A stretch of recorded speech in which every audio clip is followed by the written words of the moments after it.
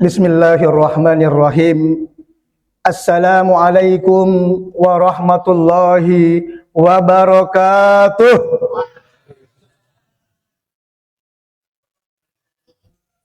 Alhamdulillah. Alhamdulillahilladzi hadana li hadza wa ma kunna linahtadiya laula an hadanallah. Asyhadu an la ilaha illallah wahdahu la syarikalah wa asyhadu anna Muhammadan abduhu wa rasuluh. Allahumma salli wa sallim ala sayyidina Muhammad wa ala alihi wa ashabihi wa man tabi'ahum bi ihsanin ila yaumil qiyamah, amma ba'd. Rabbi shrah li sadri wa yassir li amri wahlul 'uqdatam min lisani yafqahu qawli. Allahumma inna nas'aluka ilman nafi'an wa rizqan thayyiban wa amalan mutaqabbalan. Allahumma faqihna fid din wa 'allimna at-ta'wil, amin rabbal alamin. Jamaah para pejuang subuh yang dimuliakan Allah Subhanahu wa taala. Bagaimana kabar semuanya, sehat? Alhamdulillah, subhanallah. Alhamdulillah ya, di saat sebagian manusia tertidur lelap, kita masih diberi kesempatan. Subhanallah, diberi kesempatan untuk melangkah ke masjid. Ketika kita dibangunkan oleh Allah Subhanahu wa taala dari tidur kita, dari mati kita yang sementara, untuk apa tujuan hidup kita? Pastinya untuk beribadah kepada Allah. Fa'alhamaha fujuraha wa taqwaha. Qad aflaha man zakkaha wa qad khaba man dassaha. Allah ilhamkan kepada kita, Allah berikan kepada kita pilihan. Fujuraha wa taqwaha. Pilihan untuk berbuat keburukan atau berbuat kebaikan. Ketika kita bangun tidur, apa yang kita lakukan? Itu udah mulai ibadah kita. Itu sudah dinilai, sudah dihitung, sudah dicatat. Ketika kita bangun tidur, apa yang harus kita lakukan? Pastinya kita berdoa. Ketika bangun tidur, langsung melangkah ke masjid dalam rangka sholat subuh.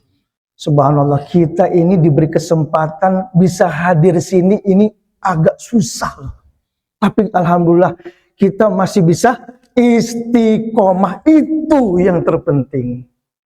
Kalau kita istiqomah, insya Allah setan pun akan susah menggoda kita. Tapi kalau udah jarang-jarang, agak susah. Ini kesempatan buat kita, dan alhamdulillah lagi kita ini dilanjutkan dengan zikir bersama, yaitu belajar tentang ilmu. Saya ingin mengutip kalimat dari kata Gus Baha. Ini Gus Baha, subhanallah. Lihat, beliau mengatakan, ngaji itu bukan hanya soal paham atau tidak. Gus Baha ini, subhanallah. Ngaji itu bukan hanya soal paham atau tidak, tapi nyari berkahnya. Ilmu itu kadang terasa manfaatnya walaupun tidak langsung paham. Betul. Ketika kita mendengar kajian, mendengar pelajaran-pelajaran dari para ustadz, kita nggak bisa langsung ngerti, nggak bisa langsung praktek, tapi suatu saat kita akan ingat manfaatnya. Ya, walaupun nggak bisa langsung paham, maka jangan pernah bosan duduk di majelis ilmu. Itu yang terpenting. Nah, nanti gini ya, kita akan bahas nih tentang taklid. Ini penting banget ilmu yang kita bahas hari ini, pagi ini.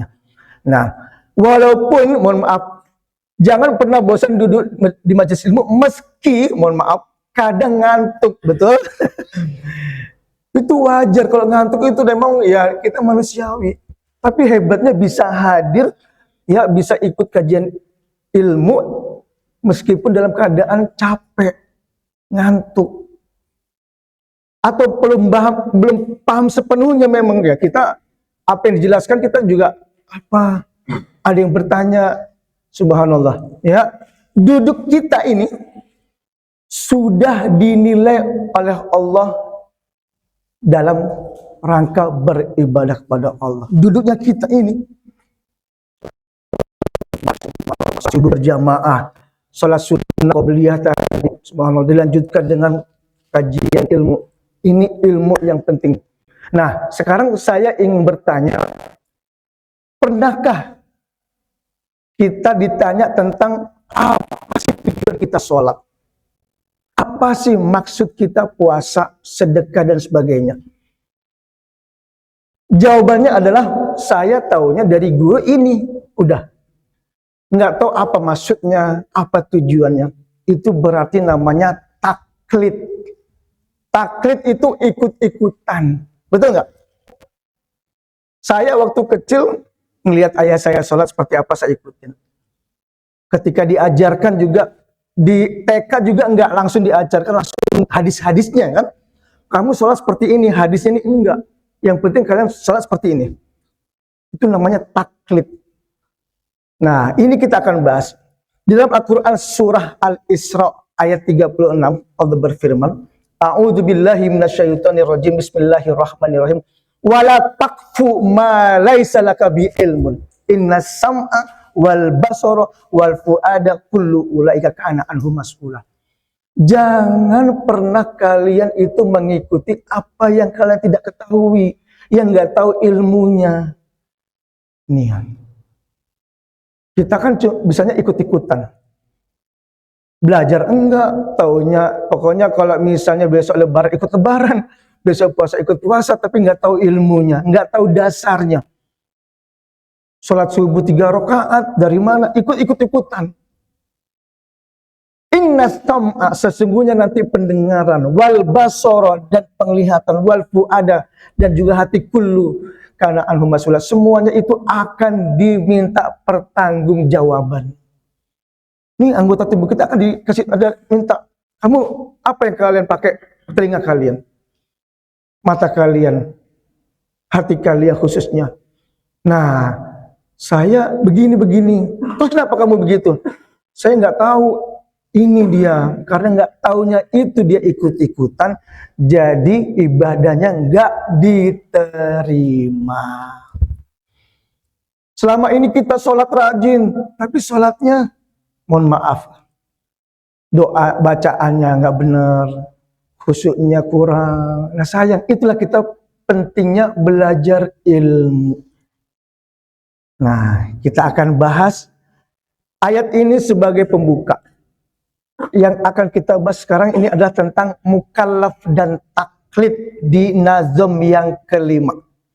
Ya, nazm kelima. Wa ba'du fa'lam biwujubil ma'rifah min wajibilillahi isyrina sifah. Wa ba'du itu tadi saya mukadimah kan, alhamdulillahil alamin, ya misalnya wassalatu wassalamu ala asyrafil anbiya'i wal mursalin amma ba'd. Jadi sebelumnya kita mengucapkan basmalah, bismillahirrahmanirrahim, hamdalah, alhamdulillahil alamin. Nah, fa'lam biwujubil ma'rifah, dan ketahuilah dengan keyakinan mengetahui. Biwujubil ma'rifah itu wajib kita tahu. Tuh, artis bebasnya. Wajib kita tahu tentang apa nih? Min wajibilillah isyrina sifah. Ya, isyrun itu 20. Bahwa Allah itu memiliki 20 sifat-sifat wajib baginya. Kita harus tahu.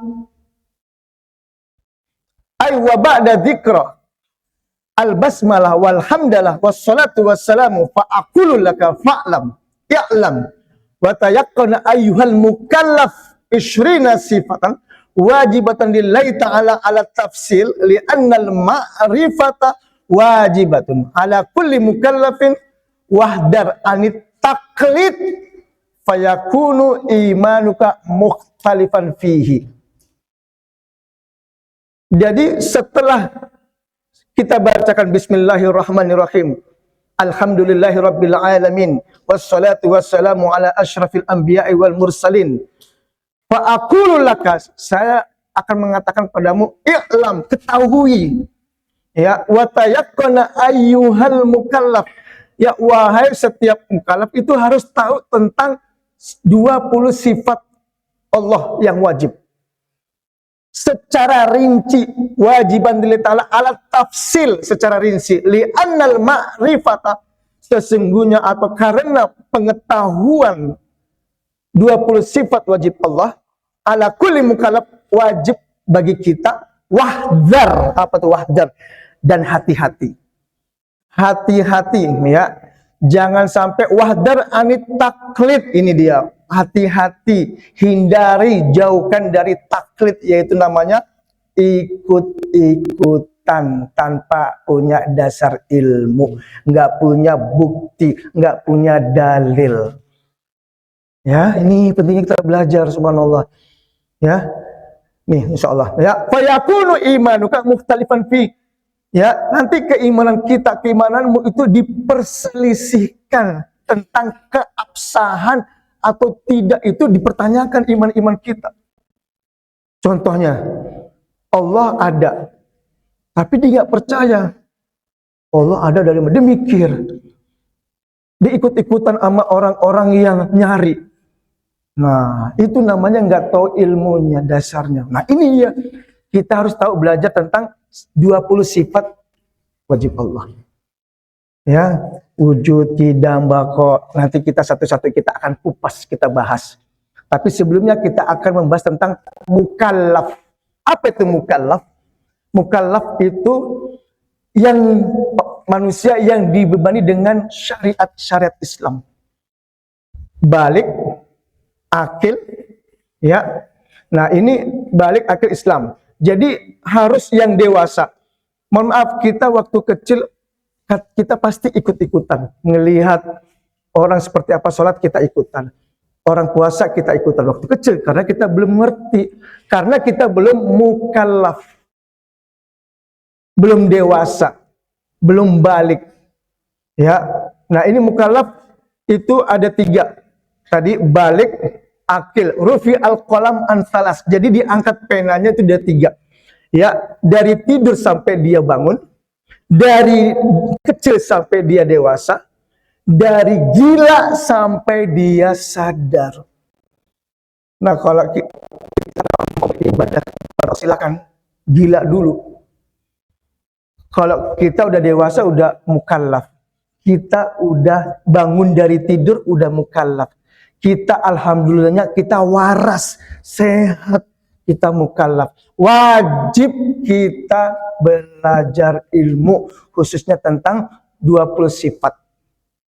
Ya, ini tentang mukallaf. Kita lanjutkan dengan taklid. Hukum taklid dalam keimanan, yakni annahu yajibu ala mukallafin bisyar'i ayya'rifa ishrina sifat mufassala ma'a i'tiqadi annallaha ta'ala wajibat wa kamalat la tatanahi. Jadi maksud ini adalah, nazam ini adalah bahwa wajib bagi setiap mukallaf, kita ini wajib, ya, bisyar'i, dengan syarat, ya, menurut syariat Islam, balik dan berakal, ayya'rifa ishrina sifat, harus tahu 20 sifat, ya, secara rinci. Ma'a i'tiqadi anallah ta'ala, disertai keyakinan bahwa Allah SWT memiliki sifat-sifat wajib, wa kamalat, dan kesempurnaan, la tatanahi, yang enggak ada habisnya, yang enggak ada batasnya. Wa haqiqatul ma'rifah, ini dia hakikat mengetahui, maksudnya kita ini tujuannya apa sih, kita ingin tahu itu apa. Wa haqiqatul ma'rifah ya al-jazmul muwafiq lil haqqi an dalilin, kemantapan yang sesuai. Nah, ini pentingnya. Dari mana sih Allah tahu? Tapi kita belajar ilmu. Kenapa? Dengan kenyataan, andalil, ya kan? Yang sesuai dengan kenyataan dan kebenaran hak. Ya, yang berlandaskan dengan bukti, dalil. Harus ada dalilnya. Wa amat taklid, ini dia. Taklid dari kata qal,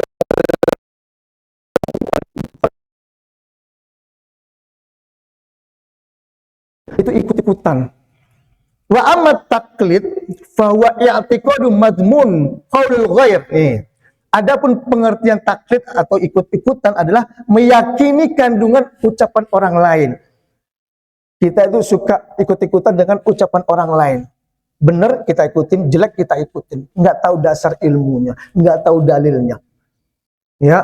Nah, ini dia mazmun qaulul ghair, meyakini kandungan ucapan orang lain, wa fi'luhu, dan perbuatannya, wa takriruhu, dan ketetapannya, min ghairi ma'rifah, tanpa ada ilmu pengetahuan atau dalil. Ma'rifatul dalil, enggak ada dalilnya. Ini kan banyak kan, kita mohon maaf ya, tadi kan ditanya kenapa kamu sholat, taunya kita tahu dari guru, udah. Kita nggak tahu apa tujuannya, dalilnya apa. Nah, ini taklid ini harus kita bahas. Wa kharaja bidzalika talamida ba'da ayyurshidahumul asyakh lil adillati fahum arifuna la muqallidin. Nah, ini dia. Tahu ya, dengan pengertian para guru yang dibimbing para guru. Syekh, asyakh itu jamak dari syekh. Mereka disebut dengan orang-orang yang mengetahui. Kenapa? Karena dia belajar. Arifuna la muqallidun, dia tahu, dia belajar, enggak ikut-ikutan. Ikut-ikutan tapi dia nyari dalilnya apa. Nah, ya. Waqtalafa fi man qallada fi ilmi al-aqaid ala sitt aqwal. Nah, ini dia. Orang yang melakukan taklid dalam urusan akidah masih diperselisihkan. Nih taklid nih kan kita ini ya bahas sedikit ya. Nah, para ulama mengenai hukumnya menjadi 6 pendapat. Jadi ini kita akan bahas tentang taklid ada 6 pendapat. Nanti contoh-contohnya seperti apa kita akan tahu. Ya. Al-awwal al-iktifa'u bit-taqlid ma'al isyani in kana fi ahliyatun nazar wa illa fala isyan hadza huwa alladhi i'tamadul ulama qala Iwat al-Ghamrawi. Jadi yang pertama nih kata Iwat al-Ghamrawi, merasa cukup dengan taklid dan dia berdosa. Dia ikut-ikutan, enggak tahu dalilnya apa. Yang penting saya ikut-ikut apa yang diucapkan, apa yang dilakukan, saya ikut dia. Tapi dia enggak tahu dalilnya apa. Mohon maaf, bapak-bapak ikut-ikutan saya, tapi tahu dalilnya enggak? Saya kasih tahu dalilnya. Ya, saya hanya ngasih ilmu ini sesuai dengan bukunya. Nah, dia merasa cukup taklid dan dia berdosa apabila ia memiliki, ini dia memiliki kemampuan untuk belajar. Bapak-bapak punya kemampuan nggak untuk belajar? Mampu. Bapak-bapak masih bisa mendengar kan? Alhamdulillah. Masih bisa melihat? Alhamdulillah, bersyukur. Masih bisa melangkah ke masjid. Ini kesempatan, kita masih diberi kesehatan. Kita manfaatkan kesehatan ini, kesempatan ini untuk menuntut ilmu, untuk ibadah-ibadah kita agar ibadah kita ini diterima oleh Allah SWT. Betul? Ini kuncinya. Memang banyak orang ibadah asal-asalan, nggak tahu tujuan, nggak tahu maksudnya, nggak nyampe. Jadi implementasi hidup kita tuh nggak nyampe. Jadi istilahnya gara-gara ibadah kita nggak benar, udah asal-asalan hidup kita. Ngelihat itu ya begitu, emosian, karena kita nggak belajar tentang ilmu yang akan kita hadapi selama ini. Ya, nah, ia kemampuan berpikir atau berangan-angan, pingin mencari dalil, dia pingin tahu nih, saya sholat apa sih dalilnya, kenapa sih saya sholat? Puasa apa dalilnya, kenapa sih disuruh puasa? Itu harus tahu kita. Ya, biar tujuan ibadah kita tuh nyampe, diterima sama Allah. Nah, jika ia tidak memilikinya, nah, nggak punya dalil, nggak punya bukti, dia ikut-ikutan, maka ia, nah, ya, tapi hati-hati bagi orang-orang yang nggak mampu. Ya, nggak mampu, misalnya mohon maaf di rumah udah nggak bisa, mungkin, tapi dia bisa lihat di televisi-televisi yang ada dakwah-dakwahnya.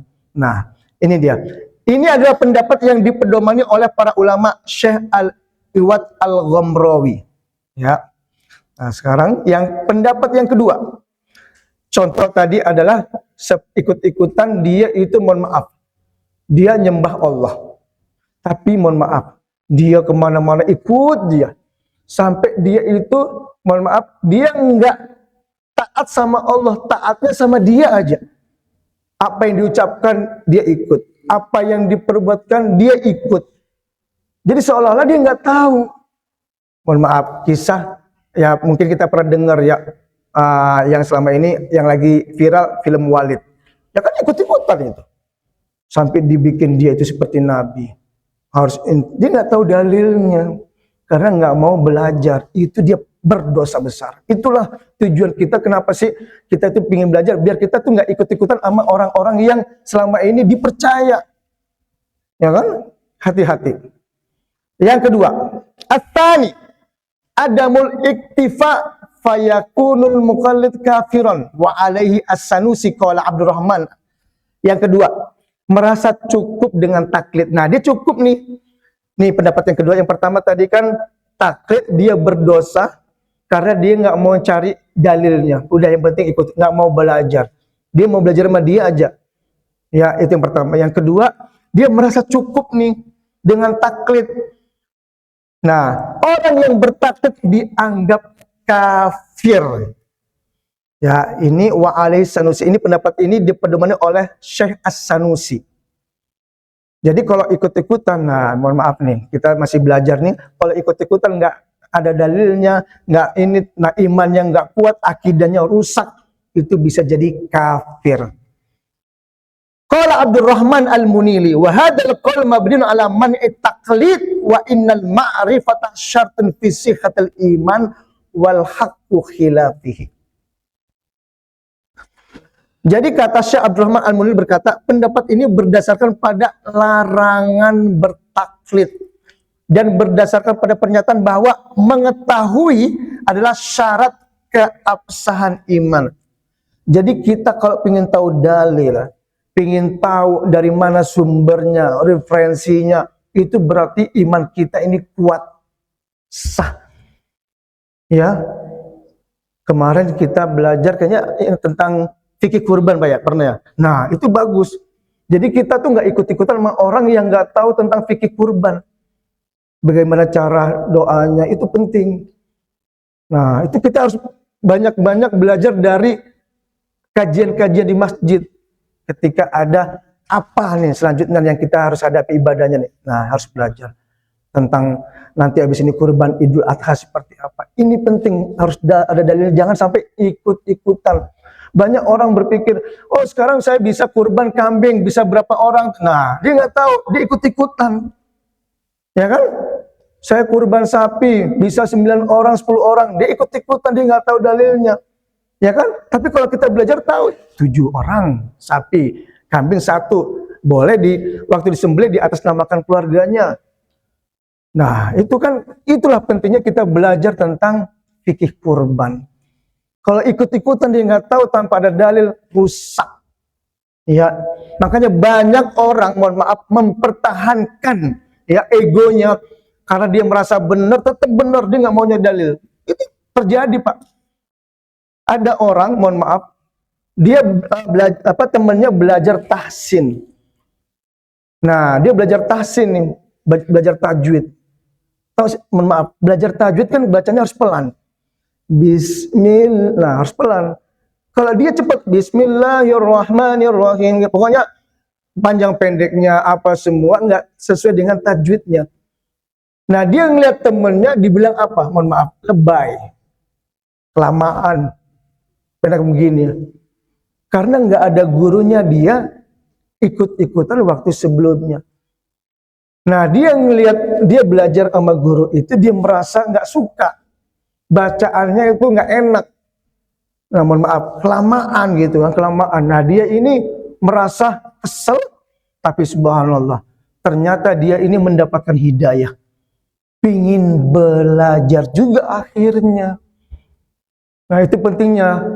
Dia akhirnya belajar, baca Qur'annya, subhanallah, tajidnya, mahrajnya, sifat hurufnya, dia belajar, akhirnya bisa. Sama nih kita nih, Pak.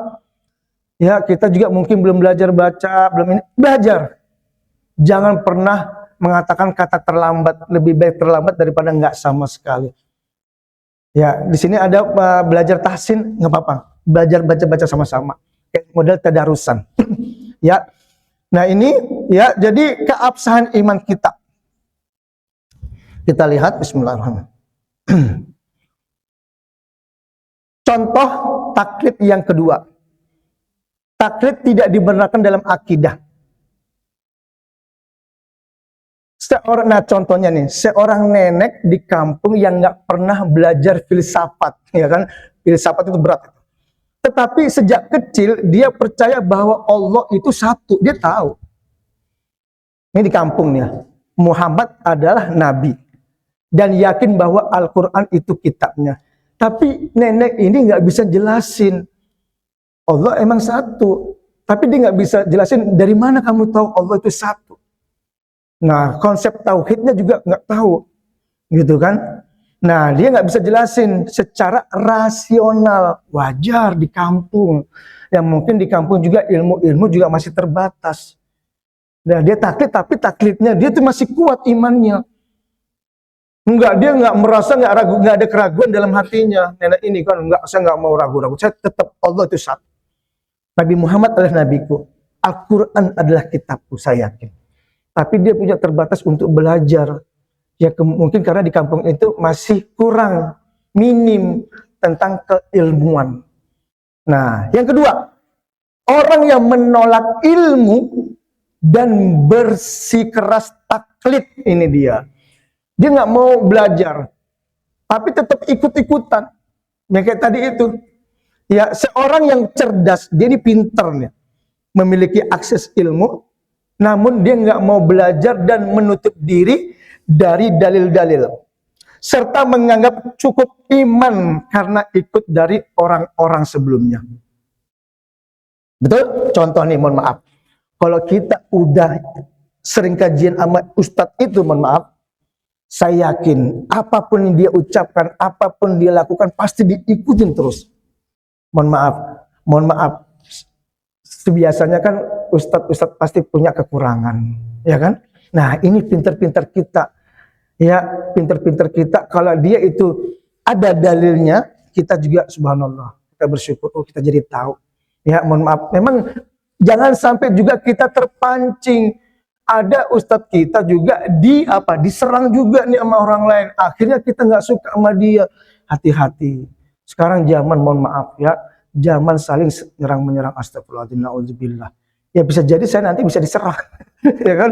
Tapi saya masih belajar. Saya terima. Saya masih pingin belajar. Sama-sama kita belajar. Nah ini pentingnya kita ini belajar, nggak ikut-ikutan. Ya jangan sampai kayak tadi itu ya. Ikut-ikutan ya sama gurunya, tapi dia nggak tahu dari mana sumbernya. Makanya ya kita harus belajar ya tentang keilmuan. Nah itu dia, itu dosanya besar. Dia nggak mau belajar, dia pinter, cerdas, tapi menutup dirinya, dia mau ikut sama dia aja. Itu udah banyak. Ya karena gengsi, apalagi mohon maaf kalau udah politik, betul? Sama nggak jauh beda dengan politik.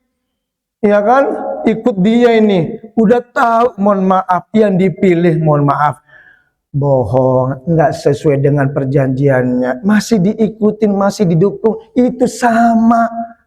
Ya hati-hati, emang udah susah, kalau kita ngelihat yang kita dukung, kita suka itu, dia begitu kita mau ngomong susah, mau kita tinggalin nggak enak, serba salah. Nah itu, pinter-pinter harus kita bijaksana, ya. Nah, itulah terkait dengan taklid yang kedua. Yang pertama, ya taklid, terus dia itu nggak punya kemampuan, ya. Yang kedua, harus belajar. Nah, yang ketiga, as-salis.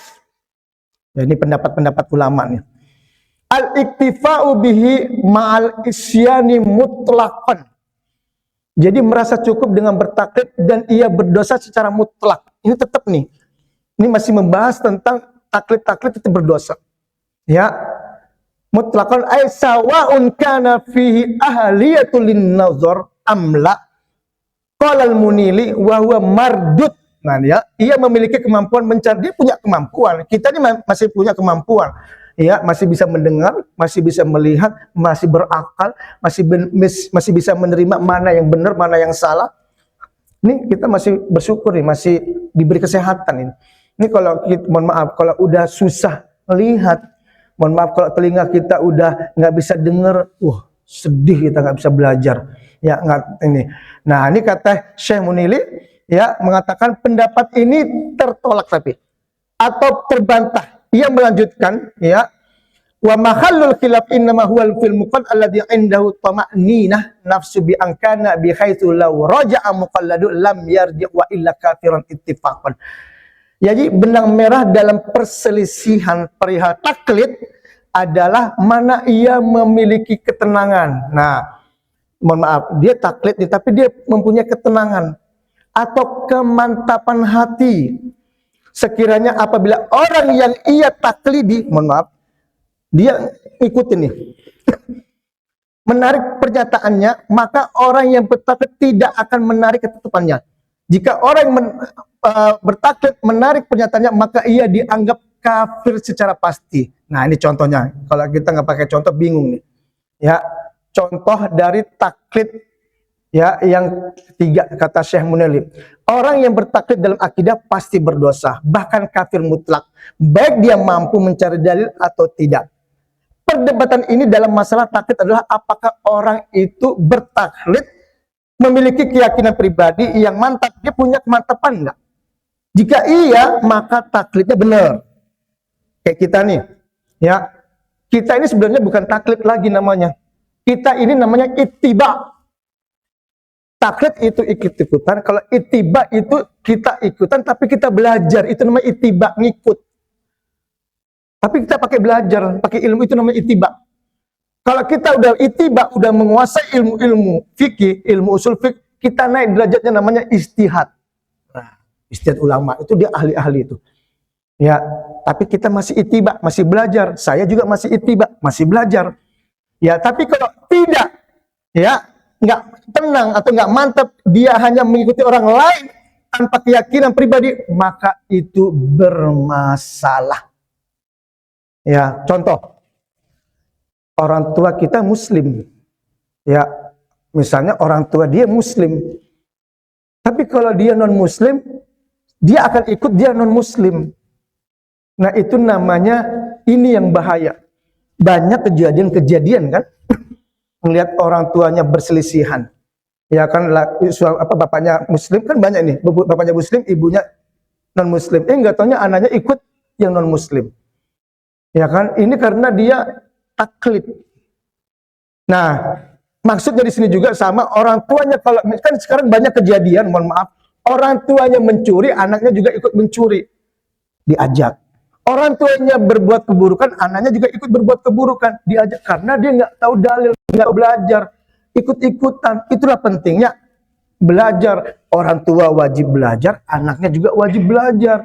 Kalau orang tuanya nggak tahu apa-apa, anaknya ikut orang tuanya, ya kan? Apalagi kalau orang tuanya udah kena, ya, udah kena dengan pergaulan-pergaulan yang nggak benar. Nah, ini ya, orang seperti ini belum memiliki keyakinan sejati. Orang ini banyak kejadian ini, Pak, sebenarnya. Ya, akidahnya rusak. Ya, rusak ini. Dia ketemu ini udah pindah agama. Ya kan, ia berubah keyakinan, lalu ia ikut berubah, maka jelas ia belum beriman, dia kafir. Ya, saya percaya, nah ini penting, ya. Ini adalah iman yang sah. Nah, tidak ada, nah sebenarnya la ikraha fiddin, nggak ada paksaan dalam agama. Tapi ingat, tapi kalau kita taklid, udah kita dilahirkan dalam Islam, terus kita kurang ilmunya, kurang akidahnya, nggak mau belajar, gampang udah pindah agama. Udah banyak kejadian. Jangan itu, naudzubillah, baru-baru ini kita dengar viral, ya, hafizul Quran dari pesantren. Kok bisa itu loh? Coba bayangin. Itu berarti apa namanya? Taklid dia. Nggak mau belajar ilmu yang sebenarnya seperti apa. Dia taunya ini, itu. Akhirnya taklidnya bukan taklid kepada orang ahli ilmu. Taklidnya bisa jadi kepada orang-orang yang, mohon maaf, yang bisa mendukung dia, yang bisa menjebak dia. Imannya nggak kuat. Tuh. Harus banyak-banyak belajar ilmu. Nggak. Jadi kita harus merasa masih belajar, masih belum puas. Ya, pingin, kita belum banyak ilmu nih, itu. Ya, itu nazam yang ketiga. Yang pendapat yang ketiga. Sekarang keempat, tiga lagi. Ar-rabi anna man qalada al-Qur'an, nah ini dia. Wa sunnah al-qat'iyyah, soha imanu littibail qat'i wa man qallada ghairu dzalika lam yasihu imanu li adami amrul khata' ala ghairil ma'sum. Nah, ini yang keempat. Jadi orang yang bertaklid pada Al-Qur'an dan sunnah atau hadis yang merupakan dalil pasti qat'i, maka pasti imanhu li'itba'in, keimanannya adalah sah pasti. Kalau kita taklid ngikutin Al-Qur'an dan hadis berarti iman kita sah. Ya, litibaihi al-qat'i. Nah, karena ia bertaklid pada pedoman yang pasti. Benar, sumbernya adalah Al-Qur'an dan hadis. Ya, sedangkan ya ini dia wa man qallada ghairu dzalik, barang siapa dia bertaklid di luar itu, di luar Al-Qur'an dan hadis, lam yasihu imanu, lam yasih, enggak benar imannya, li adami amnul khata' ala ghairil ma'sum.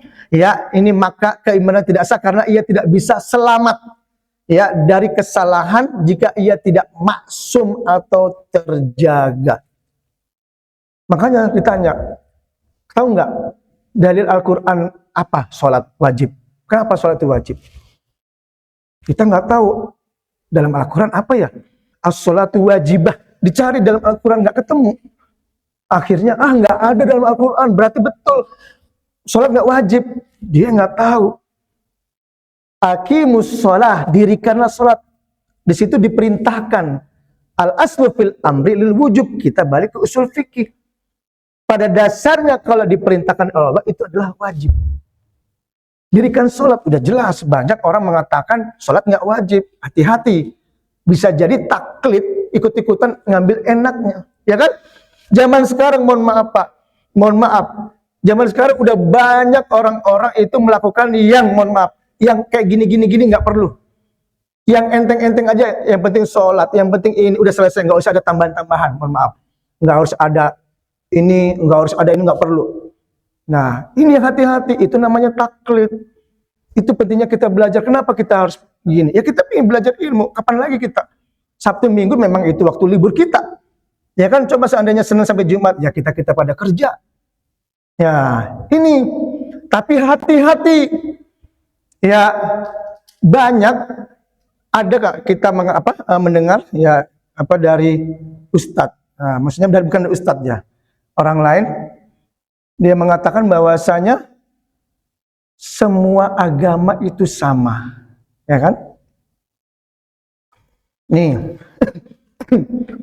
Dalam Al-Quran, surah Al-Baqarah ayat 170, Allah berfirman, A'udzubillahi minasyaitonirrajim, wa idza qila lahum ittabi'u ma anzalallahu qalu bal nattabi'u ma alfaina alaihi aba'ana awalau kana aba'uhum la ya'qiluna syai'an wa la yahtadun. Dan dikatakan kepada kalian, wa idza qila lahum tabi'u, ikuti apa yang diturunkan oleh Allah, Al-Quran dan hadis. Apa kata dia? Wa idza qila lahum tabi'u ma anzalallahu qalu bal nattabi'u ma alfaina alaihi aba'ana. Kami ngikutin, ngapain kita ngikutin itu? Kita ngikutin apa yang disampaikan nenek moyang kita. Itu yang kita ikutin, nggak perlu yang mohon maaf Quran apa enggak, kita ngikutin dia. Dalam Al-Quran. Dia taklid, nggak mau belajar. Awalau kana abahum la ya'qiluna syai'an wa la yahtadun. Padahal nenek moyang mereka itu nggak berakal. Wa la yahtadun, dia nggak mendapatkan hidayah, ikut-ikutan. Banyak orang sekarang begitu karena nggak punya ilmu, nggak mau belajar, dia ikut-ikutan sama orang yang begitu, mohon maaf, nggak punya dasar ilmu, dia begini dia ikutin. Nah, tadi saya sampaikan, mohon maaf, agama itu semua benar, betul nggak Pak? Kalau dia Islam mengatakan itu benar, na'udzubillah min dzalik. Ya kalau non Muslim mungkin, tapi saya yakin setiap agama mengatakan bahwasanya agamanya itu benar semua, ya kan? Mohon maaf, kita udah pasti dalam Al-Quran surah Ali Imran ayat 19 Allah berfirman, Innad dina indallahil Islam wa makhtalafal ladzina utul kitaba illa min ba'di ma ja'ahumul ilmu baghyan bainahum wa may yakfur bi ayatillahi fa innallaha sari'ul hisab. Sesungguhnya agama yang di sisi Allah itu adalah Islam. Kenapa dia mengatakan semua agama benar? Dia nggak tahu sumbernya, referensinya. Al-Quran mengatakan itu agama Islam benar. Apakah Allah mengatakan agama semua benar? Kan tidak.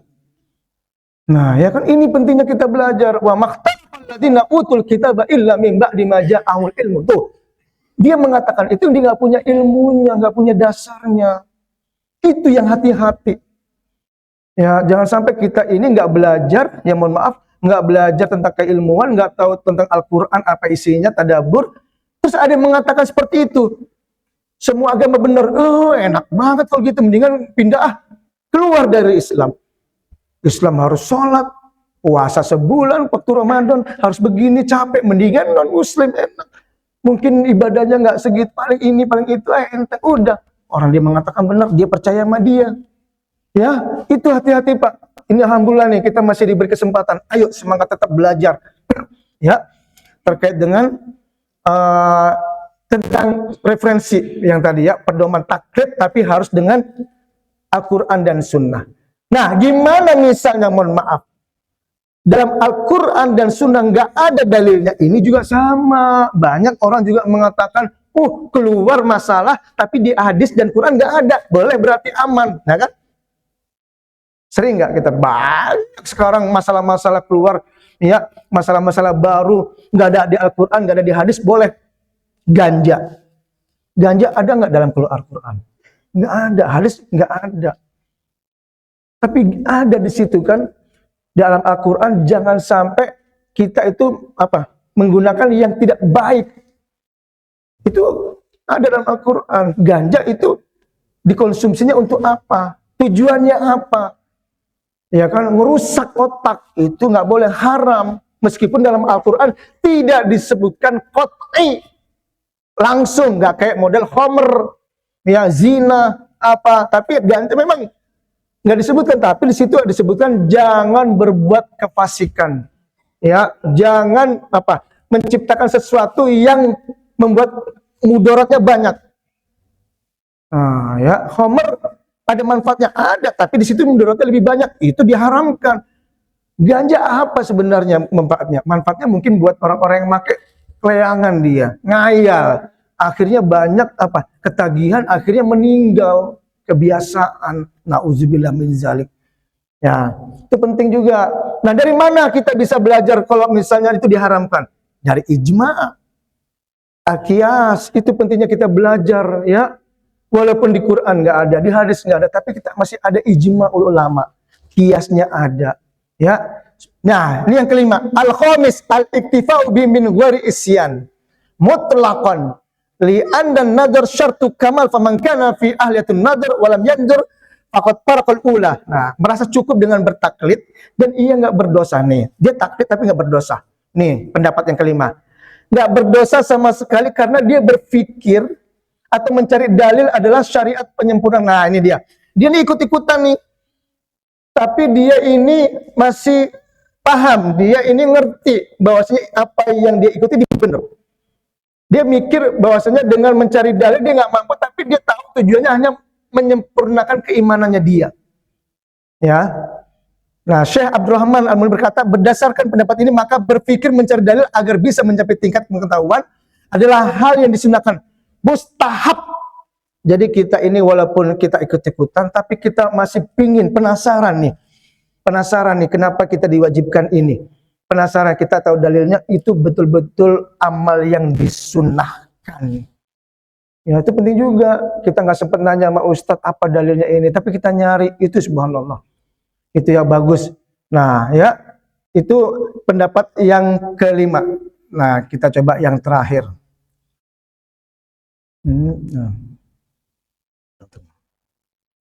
Yang terakhir ini.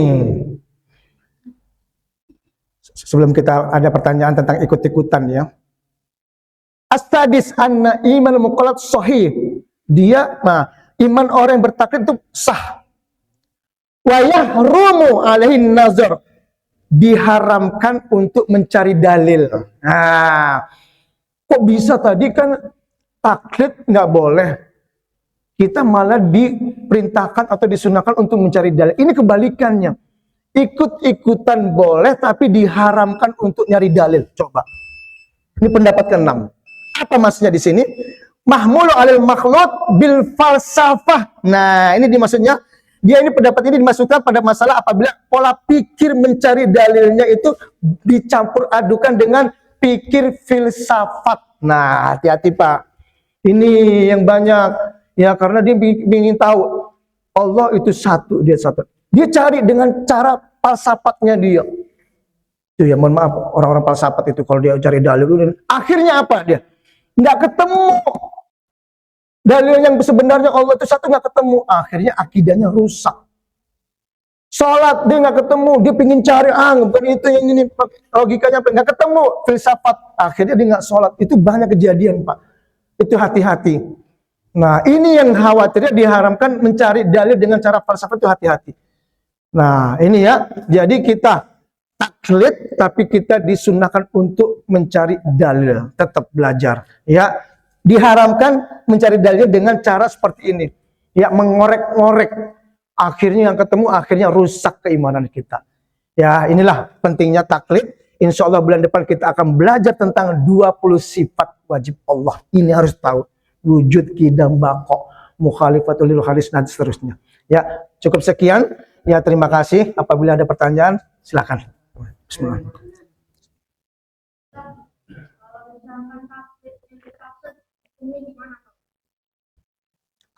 Ya. Apa Pak?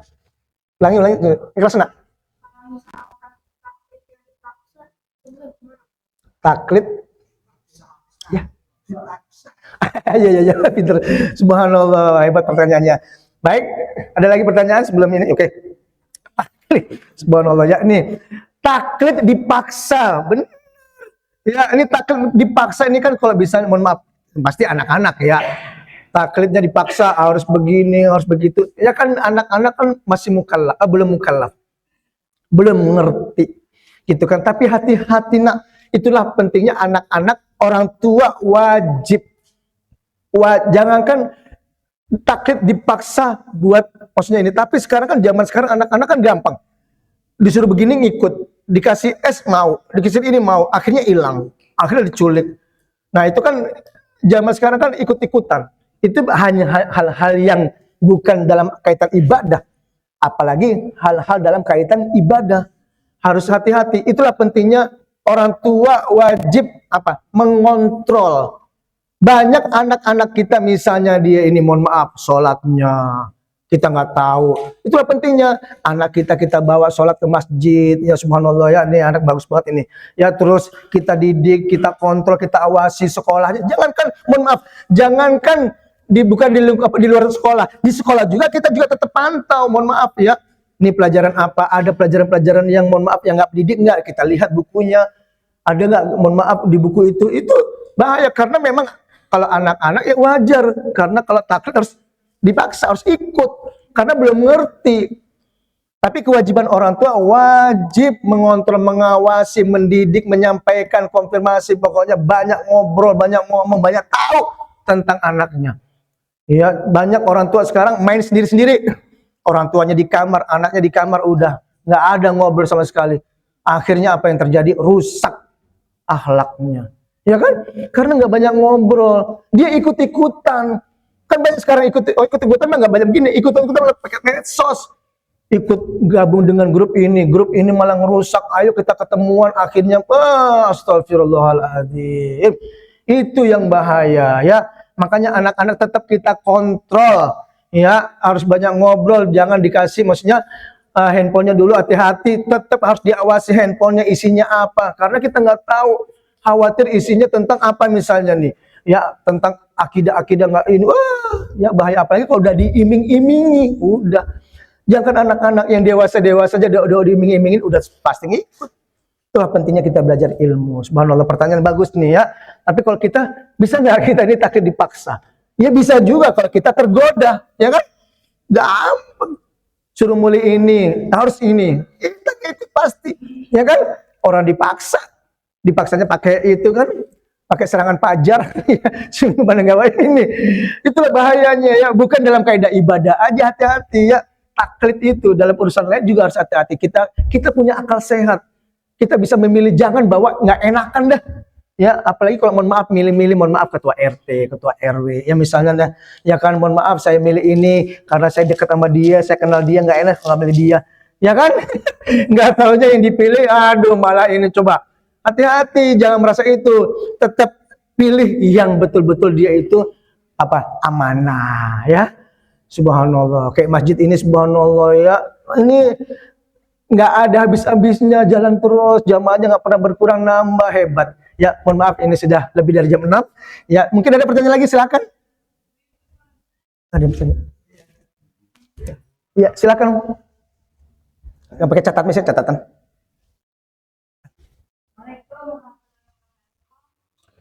Waalaikumsalam warahmatullahi wabarakatuh. Disinggung tentang sekarang misalnya seseorang tidak ibadah sampai menjelang tuanya, tidak sampai meninggal. Bagaimana sikap keluarga untuk mengatasi dosanya sebelum gila? Terima kasih. Syukran.